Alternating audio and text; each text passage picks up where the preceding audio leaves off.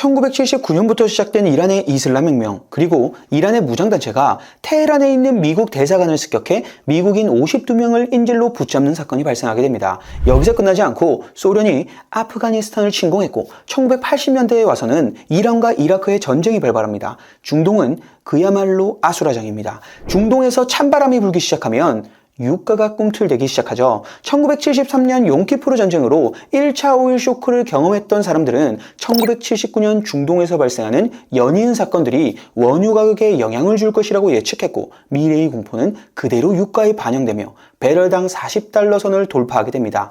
우린 이 시기를 스태그플레이션 시기라고 부르기도 합니다. 쉽게 말하면 경기는 더럽게 안 좋은데 물가는 계속 오르는 최악의 상황이라고 볼 수 있죠. 하지만 이런 역경과 고난 속에서도 돈을 쓸어 담는 친구들이 있었습니다. 바로 지금까지 많은 투자자들에게 존경받으며 최대 규모의 헤지펀드 브릿지워터 설립자인 레오 달리오와 텍사스의 석유 재벌인 헤롤드슨 라파에트 헌트의 두 아들인 넬슨 벙커 헌트와 윌리엄 허버트 헌트였습니다. 특히 이 헌트 형제는 그 당시 세계 최고의 부자였었습니다. 헌트 형제는 태어날 때부터 슈퍼 금수저였습니다. 1930년대 그들의 아버지가 텍사스에서 최대 규모의 유전을 발견하면서 헌트 오일 컴퍼니 기업을 설립해 막대한 부를 축적하는 기업으로 자리매김하게 됩니다. 그리고 그 가업을 물려받으며 넬슨 벙커 헌트와 윌리엄 허버트 헌트도 원유 사업에 뛰어들기 시작했습니다. 헌트 형제는 사업가 아버지와 같은 애니멀 스피릿을 가지고 해외 유전 탐사에 박차를 가했고 1961년 리비아에서 가장 큰 유전지대인 사리르 유전을 발견하게 됩니다. 넬슨은 당시 리비아 국왕이었던 이드리스와 함께 원유에 대한 수익 배분 구조 협의를 끝내고 개발에 착수하게 되는데 1969년 9월 그 누구도 예상하지 못한 일이 발생하게 됩니다. 27세의 나이에 9월 혁명이라는 쿠데타를 주도했던 카다피가 정권을 잡게 된 겁니다. 카다피는 리비아를 40년 이상 통치를 했고, 카다피는 리비아에 들어와 있는 글로벌 석유 회사들을 모두 국유화하기 시작합니다. 넬슨이 투자했던 사리르 유정 또한 카다피가 국유 재산으로 몰수해버리는데 너무도 당연하게 사리르에 투입된 자본을 한 푼도 회수하지 못한 채로 쫓겨나게 됩니다. 이러한 카다피 정부의 일방적인 재산 몰수로 인해 수십억 달러의 손실을 기록하게 되는데, 넬슨은 이때 하나의 교훈을 얻게 됩니다.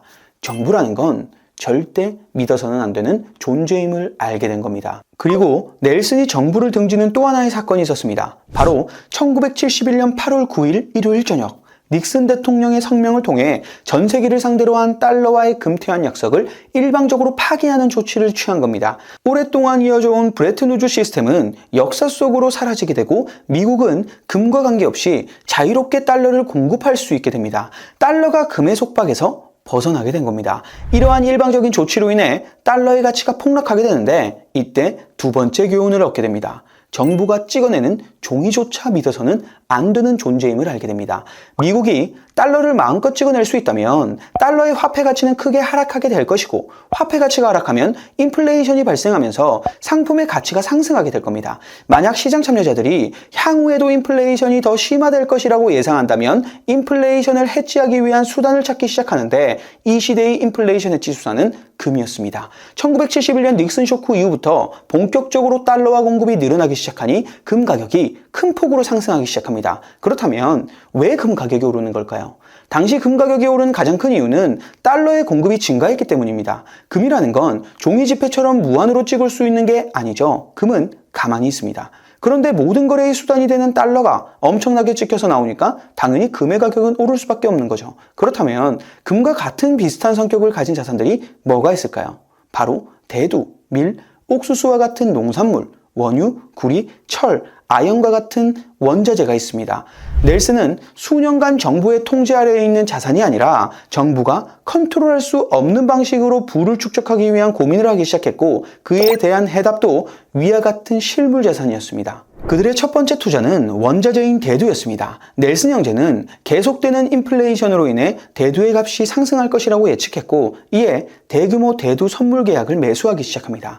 헌트 형제는 석유 산업을 통해서 막대한 총알을 장전하고 있었지만 이들에게도 장애물은 존재했습니다. 시장의 매점 매석과 같은 교란 행위를 방지하기 위해서 상품 거래소 회원이 아닌 개인이 체결할 수 있는 대두 선물 계약의 보유 한도가 존재했던 겁니다. 하지만 헌트 형제는 법망을 피해서 자기 가족들과 친척들 명의로 가짜 계정을 여러 개 만들었고 해당 계좌들로 대두 선물 계약을 계속 매수하면서 가격을 끌어올리게 되는데 당시 대두 선물 거래 중 절반 이상이 헌트 형제들에 의해 이루어질 정도였습니다. 이런 상황에서 매도 포지션을 잡고 있었던 사람들은 굉장히 난감하겠죠. 포지션을 청산할 때 대두를 사야 하는데 대두를 헌트 형제가 거의 독점을 하고 있으니 헌트 형제가 부르는 게 곧 가격이 되는 법입니다. 막대한 자본력과 약간의 편법을 이용해서 대두 시장을 자신들이 컨트롤했고 이런 방식으로 대두의 가격을 계속 올려서 수천만 달러의 이익을 가져가게 됩니다. 물론 이렇게 성공적으로 시장을 매점하며 재미를 봤지만 헌트 형제는 상품선물거래위원회에게 덜미가 잡히면서 포지션을 강제 청산당했고 법정에서 벌금 50만 달러를 맞게 되는데 벌어들인 것에 비하면 50만 달러의 벌금은 아무것도 아닌 거죠. 헌트 형제의 첫 번째 투자는 성공적인 마무리였습니다. 그리고 헌트 형제는 곧바로 두 번째 베팅을 시작하게 되는데 그곳이 바로 은시장이었습니다. 헌트 형제는 1973년에도 이미 4천만 온수가 넘는 은을 보유하고 있었지만 1979년 중순부터 본격적으로 다시 은을 매입하기 시작합니다. 이번에는 헌트 형제뿐만 아니라 아랍 출신 갑부들과 함께 작전 세력을 구성해서 막대한 자본력을 바탕으로 은시장을 장악하려는 시도를 하게 되죠. 헌트 형제의 시나리오는 대두 시장 때의 베팅과 다를 게 없었습니다. 최대한 시장에 있는 모든 거래를 통해 현물은을 매입하고 은 가격을 자신들이 좌지우지할 수 있게 만드는 거였죠. 그렇게 헌트 형제는 은 시장에서 유통되는 은의 75%를 소유하게 됩니다. 이제 헌트 형제들이 맘만 먹으면 가격을 컨트롤할 수 있게 된 거죠. 1979년 1온스당 5달러에 불과했던 은 가격이 1980년에 들어서자 1온스당 은 가격이 50달러까지 오르게 됩니다. 은의 가격이 대략 7개월 사이에 10배가 뛴 겁니다. 당연히 헌트 형제의 자산 가치도 10배 증가했겠죠. 그럼 그 자산을 담보로 또 은행에서 돈을 빌리고 은을 매집하고 또 은 가격이 오르면 또 돈을 빌려서 은을 매집하고 선물 거래하고 이걸 계속해서 반복했던 겁니다. 물론 단기간에 이렇게 은 가격이 오를 수 있었던 이유에는 외부적인 요인도 한몫했었습니다. 1979년부터 2차 오일 쇼크가 발생하면서 유가가 급격하게 뛰어버리니 인플레이션을 통제할 수 없게 되고 인플레이션의 위험 회피 수단으로 원유와 같은 원자재 상품들에 돈이 쏠리게 되니 은 가격 또한 오르게 될 운명이었습니다. 한창 헌트 형제의 위상이 하늘을 찌르고 있을 때 가치은이라는 상품에 투자를 하면서 재미를 쏠쏠하게 보고 있었던 투자자가 바로 레이 달리오였습니다. 레이 달리오는 1979년 8월 폴 볼커가 연준 의장에 취임했을 때부터 앞으로 연준이 본격적으로 긴축 정책을 펼칠 것을 예상하고 있었습니다.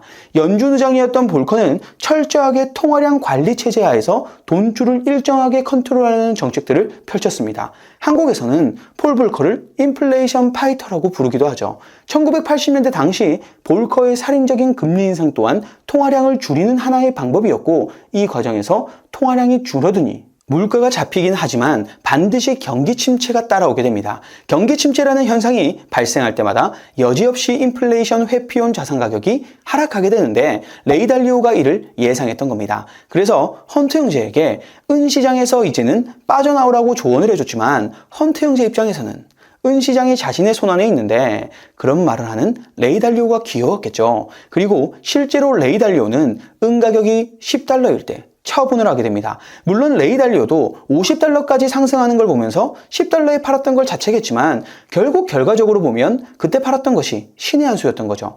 은 시장에서 현물은이 사라지고 가격이 치솟기 시작하니 엄한 데서 문제가 터지기 시작합니다. 은도 하나의 상품입니다. 그리고 은이라는 원자재는 공업용으로도 굉장히 많이 쓰이고 있죠. 은을 사용해야 하는 제조업체들이 사업을 영위하려면 은 가격이 얼마가 되든 구매할 수밖에 없는 상황인데 불과 몇 개월 만에 은 가격이 수십 배가 올라버리니 실질적으로 은을 사용해야 하는 이용자들의 은 확보가 작전 세력인 투기꾼들에 의해 불가능해진 상황인 겁니다. 이렇게 가격이 비합리적으로 오르면 상당히 많은 기업들이 어려워질 수밖에 없을 겁니다. 헌트 형제와 같은 일개 투기꾼들 때문에 미국 금융시장에서 가격 왜곡이 발생하고 그로 인해 실물 경제가 무너지는 걸 가만히 보고 있을 정부가 아닙니다. 1980년대 들어오면서부터 본격적인 규제 조치가 시행됩니다. 은시장을 잡기 위함인지 아니면 폭력적인 인플레이션을 잡기 위함인지는 그 누구도 알지 못하지만 은시장을 좌지우지할 수 있는 헌트 형제 입장에서는 정부가 자신들을 일부러 방해한다고 생각했을 겁니다. 먼저 연준의장인 볼커는 금융기관들에게 투기 목적의 자금 대출 제한을 요구합니다. 이러한 조치로 인해 당연히 헌트 형제는 은행으로부터 원활한 자금 공급이 불가능해졌고 자금을 공급받기 위해선 더 많은 담보물을 걸어야 했습니다. 상품거래소 또한 추가적인 계약 확대를 막고 개인들의 매수를 제한하는 조치들을 단행하기 시작합니다. 은행 문턱도 높아져서 현금 유동성이 씨가 마르게 되고 현금이 부족하니 추가적인 매입도 못하겠죠. 헌트 형제의 물타기 수법이 불가능한 상황에 놓이게 됩니다. 그리고 가격이 하락하면 증거금을 요구하게 되는데 해당 증거금을 제때 넣지 못하게 되면 반대 매매가 이루어지게 됩니다. 1980년 2월을 넘기면서 헌트 형제의 추가 매입 여력이 바닥났다는 소문이 돌기 시작했고 은 가격은 하락하며 막대한 손실을 보기 시작합니다. 1980년 3월에는 50달러까지 치솟았던 은 가격이 10달러까지 주저앉아 버립니다. 헌트 형제는 은 가격을 유지하기 위해 은행에서 엄청난 대출을 받으며 파이를 키웠지만 결과는 처참했습니다. 당연히 자산 가치가 폭락하니 가지고 있는 은을 다 팔아도 대출금을 갚을 수 없는 수준까지 도달했겠죠. 헌트 형제는 그렇게 10억 달러 이상의 손실을 본 뒤 끝내 파산하게 됩니다. 당시 미국 역사상 최대 규모의 개인 파산으로 기록됐었죠. 레이 달리오와 헌트 형제는 같은 시기에 같은 생각을 가지고 같은 상품에 투자를 하고 있었습니다. 하지만 레이 달리오는 현재에 이르러 엄청난 자산을 축적한 자산가가 되었고 헌트 형제는 세계 최고 부자의 위치에서 온갖 소송에 휘말려 손해배상만 해주다가 보유하고 있던 자산을 다 말아먹고 알거지가 됩니다. 세계 최고의 부자였던 형제들이 무너지는 과정은 그야말로 충격적이었습니다. 역시 뭐든지 타이밍이 중요한 법입니다. 영상 시청해 주셔서 감사합니다.